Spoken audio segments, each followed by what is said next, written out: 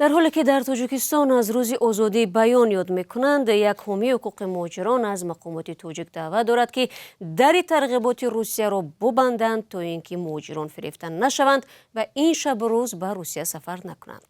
والنتینا چوپیک میگوید مقامات روسیه در پی بازداشت و اذیت همه غیر اسلاویانی ها هستند و حالا نه تنها شهروندان تاجیکستان بلکه زادگان ازبکستان و قرقیزستان هم در فرودگاه ها و درآمدگاه های زمینی روسیه مورد اذیت عمومی قرار گرفتند.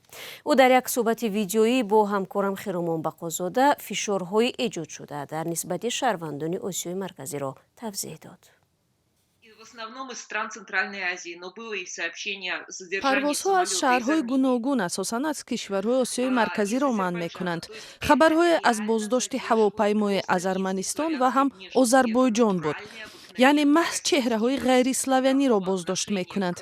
این صرف ناتیزم روسی است. تبعیض بر اساس شهروندی و نژاد پرستی است. مسئله این است که وقتی هواپیمای از تاجیکستان چهره‌های اسلاویانی را می‌آورد، آنها بی مانع وارد می‌شوند. اگر چهره‌های غیر اسلاویانی می‌آیند، آنها را نمی‌گذارند وارد کشور شوند. اینچنین من خبرهای درباره به روسیه اجازه ورود نیافتن شهروندان روسیه را هم دارم. این شهروندان را تنها بعد تفتیش بیش از 18 ساعته اجازه ورود دادند. یعنی این نژاد پرستی است. به شهروندی ربطی ندارد. یعنی اگر یک موی زرد و چشم کبود نیستی بازداشت میشوی. از روی معلوماتی که دارم در تمام فرودگاه ها 4,500 کس بازداشت شده است. شمار ماشین های در گذرگاه های سرحدی زمینی بازداشت شده برای من معلوم نیست. در ادامه صحبت با خیرومان بقازاده حامی حقوق والنتینا چوپیک به مهاجران چنین مشورت داد. من میخواهم به حکومت تاجیکستان یک مراجعه کنم. التماس تلویزیون روسیه را ببندید و خواهش این که اینترنت را فعال کنید. کاری که شما میکنید این است که با کمک تبلیغات روسیه اهالی کشور خود را احمق میکنید. شما در درون کشور خود برای خود دشمن ایجاد میکنید. آنها اول عائله های خود و بعداً کشور خود را خراب میکنند.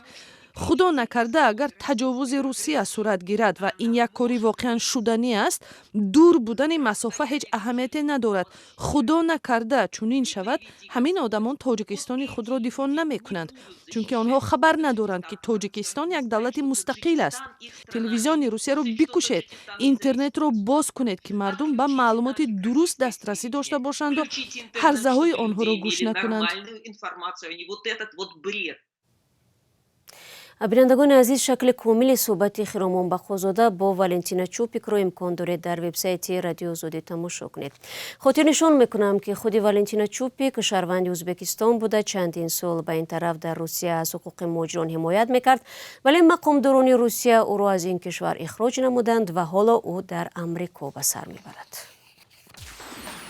ای هموطن عزیزتر از جان، ای یوسف امروزین کنعان، بیرون ز وطن چی حال داری؟ بیا و از روزگارت ما را آشنا کن. بینندگان عزیز، اگر شما دور از تاجیکستانید و از نازکی‌های مهاجرت آگاه هستید و می‌خواهید دیگران نیز بدانند، پس این برنامه برای شماست. روزگار مهاجر، مطابق شوی با محیط نو، قصه‌های انسانی و سبق‌های حیاتی.